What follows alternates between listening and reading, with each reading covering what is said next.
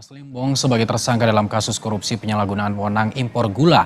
Direktur Penyidikan Jaksa Agung Muda bidang tindak pidana khusus Abdul Khohar mengatakan pihaknya telah memiliki alat bukti yang cukup untuk menetapkan Tom Lembong menjadi tersangka. Dan kita akan langsung bergabung dengan jurnalis Kompas TV, Saudara Abel Insani di Kejaksaan Agung. Selamat malam, Abel.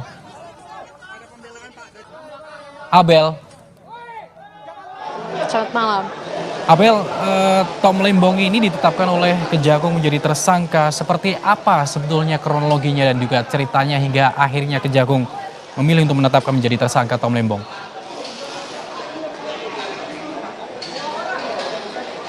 Ya, baik, selamat malam. Memang tadi baru saja dilakukan konferensi pers dan baru saja dua tersangka yang tadi disebutkan sebagai tersangka ini keluar dari gedung Kejaksaan Agung dan dibawa ke rutan Salemba untuk ditahan. Jadi dua tersangka ini merupakan tersangka kasus korupsi impor gula atau importir gula yang dilakukan pada tahun 2015. Ada dua tersangka, yaitu ada TTL atau Tom Lembong dan juga CS begitu, di mana kita mengetahui bahwa Tom Lembong ini pada tahun 2015 sampai 2017 ini menjadi Menteri Perdagangan, dan pada saat itu Tom Lembong mengizinkan untuk mengimportir gula sebanyak 105 ton, padahal pada saat itu Indonesia tidak membutuhkan gula. Maksud saya tidak membutuhkan impor gula begitu.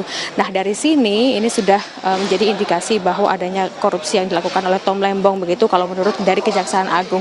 Terlebih yang harusnya mengizinkan untuk ada impor gula ini merupakan hanya dari BUMN, tetapi pada saat itu Tom Lembong melalui Menteri Perdagangan begitu ya, atau pada saat menjadi Menteri Perdagangan malah mengizinkan untuk adanya importir gula, sehingga ini juga yang menjadi perhatian dari Kejaksaan Agung untuk bisa mengusut kasus tuntas importir gula yang ada pada tahun 2015. Nah, dari akibat kejadian korupsi importir gula pada tahun 2015, tadi Kejaksaan Agung sudah menyebutkan bahwa kerugian mengalami negara ini sebanyak 400 miliar rupiah begitu.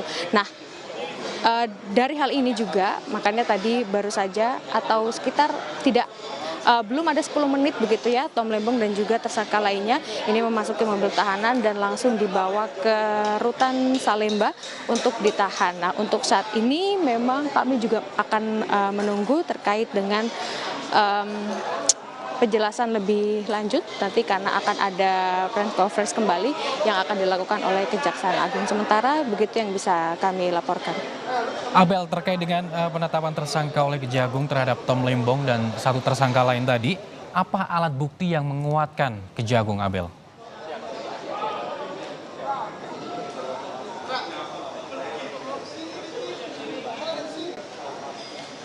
Abel, masih mendengar suara saya, Abel? Dari Kejaksaan Agung ini sudah melakukan beberapa inspeksi begitu ya.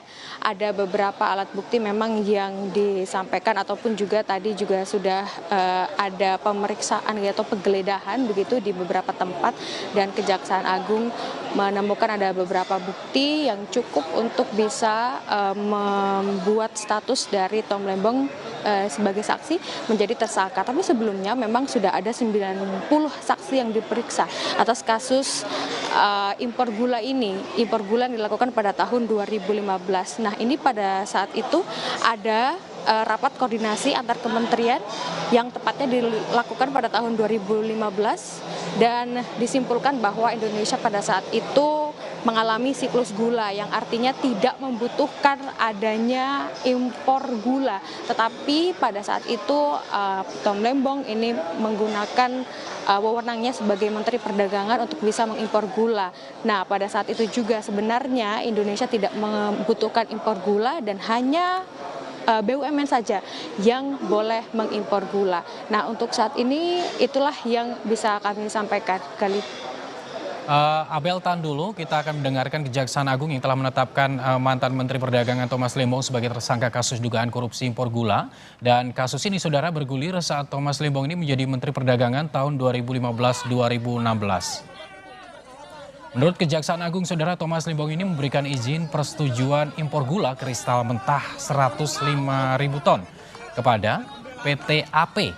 Impor itu dilakukan saat Indonesia surplus gula.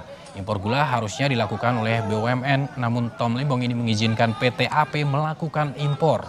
Pihak Kemendak diduga menerbitkan persetujuan impor gula tidak sesuai dengan ketentuan. Selain itu, Saudara, Kemendak disebut memberikan izin impor melebihi kuota. Pada tahun 2015, berdasarkan rapat koordinasi antar kementerian, tepatnya telah dilaksanakan pada tanggal 12 Mei 2015, telah disimpulkan bahwa Indonesia mengalami surplus gula sehingga tidak perlu atau tidak membutuhkan impor gula. Pada tahun yang sama, yaitu tahun 2015 tersebut, Menteri Perdagangan, yaitu Saudara TTR, memberikan izin persetujuan impor gula kristal mentah sebanyak 105.000 ton kepada PT AP, yang kemudian gula kristal mentah tersebut diolah menjadi gula kristal putih atau GKP. Sesuai dengan keputusan Menteri Perdagangan dan Perindustrian nomor 527 tahun 2004, yang diperbolehkan impor gula kristal putih adalah BUMN. Tetapi berdasarkan persetujuan impor yang telah dikeluarkan oleh tersangka TTL, impor gula tersebut dilakukan oleh PT AP.